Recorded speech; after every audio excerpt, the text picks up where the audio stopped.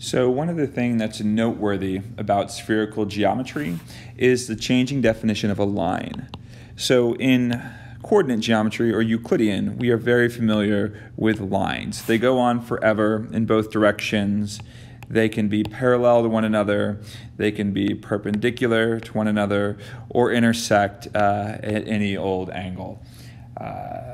Lines are very familiar to us in Euclidean space. But in spherical geometry, we changed the definition of a line to be what's called a great circle.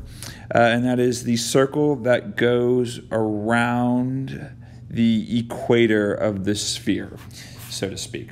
So the equator of the Earth, or the prime meridian of the Earth, would be an example of a great circle, and our definition of a line in spherical geometry. Another way to say it maybe would be the largest possible circle that you can create going around a sphere. So there I can draw a circle around the top outside of the sphere right here. That is not considered a line, and it's not considered a great circle because it's not going around the widest part of the sphere. So this creates some interesting changes to what we're familiar with. In spherical geometry, you cannot have parallel lines.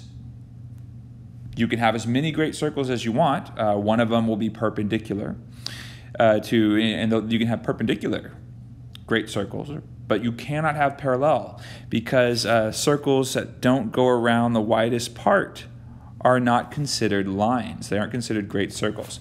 So it's just because we've changed the definition that this is true. It doesn't mean that there's not a circle there. It just doesn't count as a great circle, and so it doesn't count as a line, and there's nothing parallel. It also creates the interesting property here where these great circles or these lines don't go on forever. They start in one place, and they go around, they travel their distance, and then they end right where they started. So a line in spherical geometry no longer goes on forever. It starts and ends in the exact same location. So great circle, just an example of how things can change inside the spherical realm.